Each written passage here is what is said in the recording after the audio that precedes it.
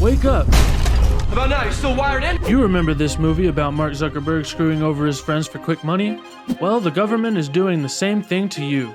The government is diluting your share in the economy and stealing your fortune from right under your nose. You may have heard that taxation is theft, but the taxation is really just a diversion.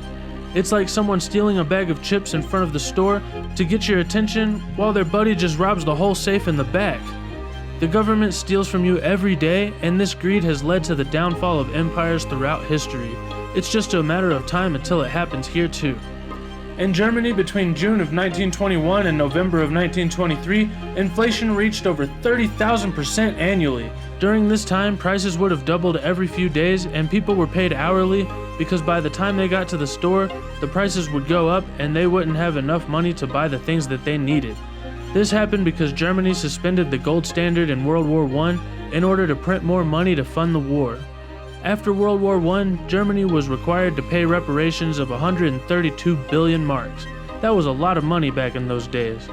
The government just printed more money in order to pay off this debt, and that devalued the mark tremendously. To try to acquire actual wealth, the government printed more money and used it to buy foreign currency that actually had value. This further devalued the mark and caused hyperinflation. At the beginning of 1923, a loaf of bread cost 250 marks, and by November, it was already 200 billion marks. When a country prints this much money, there is no possible way to make enough income to keep up with the rising prices of everything that you need to survive. This causes widespread hunger, civil unrest, and the rise of populism. In Germany, that populism led to the rise of the guy that ruined the Charlie Chaplin mustache forever. America is more than $30 trillion in debt, and in 2020 the IRS collected only $3.5 trillion in taxes. But the budget deficit was $3.13 trillion, which means that the taxes only cover about half of the expenses, and the government just keeps spending money. You might ask yourself, where does this money come from? Well, by printing more money, the government is basically taking a dollar out of your pocket, splitting the dollar into multiple pieces, giving you one piece, and still calling your piece a dollar. Then they spend the rest, essentially taking that money straight out of your pocket. But they're also taking the money out of your future pocket because this affects the money that you haven't even made yet. This might make you mad, but you haven't even heard how they do it yet.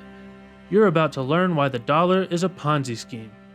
When the government needs money, the Treasury borrows money from the Fed. The Fed prints the money, then the Treasury gives them a bond, which is basically an IOU saying that they will pay the money back plus interest in the future. The government then uses the newly printed money for expenses like wars and stimulus payments, and then the Fed and the Treasury work together selling the bonds at auction to foreign governments and pension funds, and they buy these bonds believing that they are the safest investment in the world. This process is then repeated to pay the next government expenses and to continue paying the interest on the bonds that were sold to foreign governments, and we have to keep printing money to pay the interest rates on those bonds because we don't actually make enough products to back up the money that we spend every year. You might feel like you missed something because it doesn't really make sense and it's hard to understand, but you really absolutely have it right because it doesn't make sense at all and no one understands it because it doesn't work. It's like using a credit card to pay the interest on another credit card that's always maxed out. If you have an emergency, you'll have to borrow more money and eventually something has to break. Some people say that the system can never break because the interest will always be paid by printing more money. But what if other governments stop buying our bonds? Modern monetary theorists say that the national deficit is nothing to worry about because having a deficit means that the government is spending on our economy and it's putting money into the economy for the rest of us to spend. But therein lies another problem because all of that money is going straight to people that are closest to the power and closest to the money printer. Those people are putting all of that money straight into stocks and assets, causing the price of real estate and everything else in the market to skyrocket. People like you and me are not benefiting from that money that the government is spending, but that honestly goes without saying because that's just something that they want you to believe. Instead, everything that you and I rely on for survival continues to go up in price, and we're told that it's just because of supply chains and we should all be patient because they're going to get better. But what they don't tell you is that it might not get that much better, because China, if you haven't noticed, doesn't really like America, and our shipping ports are basically maxed out. It's going to take a long time to build all the infrastructure to expand the capacity enough to ensure that we don't run into the same problem again real soon. Also, inflation is much higher than we're being told because they keep changing the metrics by which CPI inflation is calculated. They adjust it because people might change what they're buying, switching to cheaper items, replacing the things that they can no longer afford due to inflation. For example, if you used to eat Cinnamon Toast Crunch and you switched to the store brand because both of them went up in price, but now the store brand is the same price that the Cinnamon Toast Crunch used to be, the government is going to say inflation on cereal has not gone up because you're actually not spending more money on cereal, you're just buying different cereal. Additionally, core inflation doesn't even include food and energy because according to their logic, you're already going to pay for food and energy no matter how high it goes anyway, so they shouldn't really have to count it. The numbers are being manipulated and you're being told that it's not as bad as it really is because the longer they can keep you convinced that it's not that bad, the longer they can keep the Ponzi scheme going. According to modern monetary theory, the government can always continue printing money to pay off its debt because they literally make the money, so they basically have an infinite supply. They say that the government can print as much as they want until there are no resources or services left for them to buy, and as long as everyone is guaranteed a job, they will never run out of resources or services. In Soviet Russia, the people had a saying, "If you pretend to pay, then I pretend to work." If you know that you're guaranteed to be paid, then you really have no reason to work hard or really at all. If people don't work, then there will be no products or services and therefore no resources. This leads to famines and the collapse of empires. And if the dollar is devalued to the point that it makes more sense to trade with something else, then eventually no one will continue to accept the dollars as payment for the debt that we have. As people start to realize that the dollar is a Ponzi scheme, populism could continue to rise, causing civil unrest and leading to another global conflict, just like in the late 1930s in Germany, and we all know how that turned out. Here in America, we based our Constitution and our democracy on the Roman Empire's way of running things. And some people think that we're falling in an eerily similar way as well.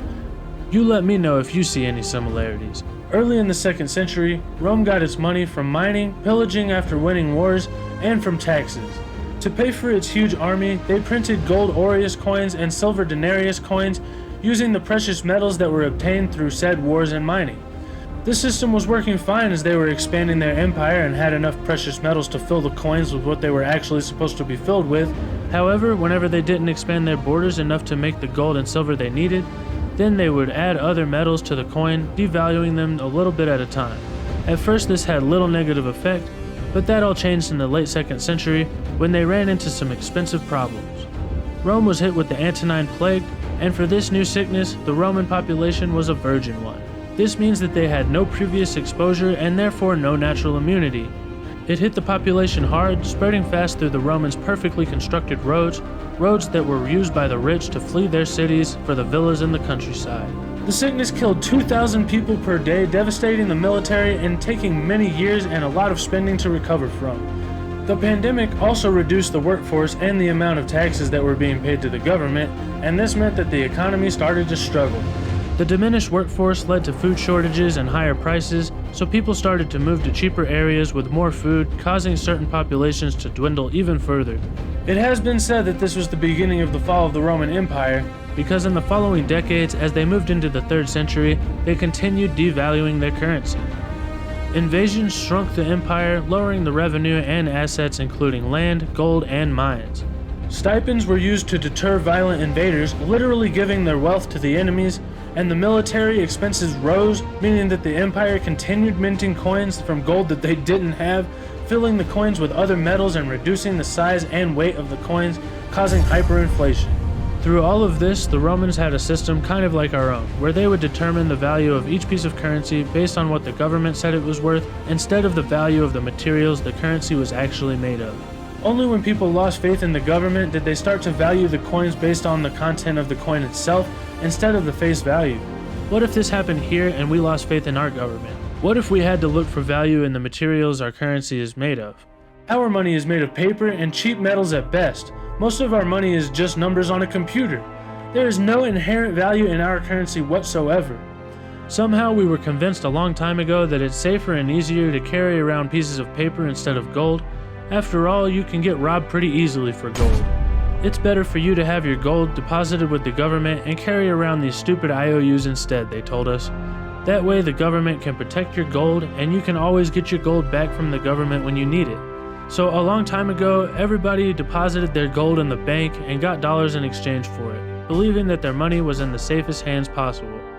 Well, the government just spent that gold and now it's in debt. All we have is numbers on a screen to show for it. Historically, every time a government switches to a fiat monetary system, they make the catastrophic mistake of devaluing their currency until people lose faith in it and the currency loses reserve status. We left the gold standard in 1971, and ever since then the dollar has been losing value at an exponential rate. This is how empires fall, and it's destined to happen here sooner or later. So you let me know in the comments how long you think it's going to take. Don't forget to hit the like button and the subscribe button, and I hope you have a wonderful day. I'll see you guys next time. Bye.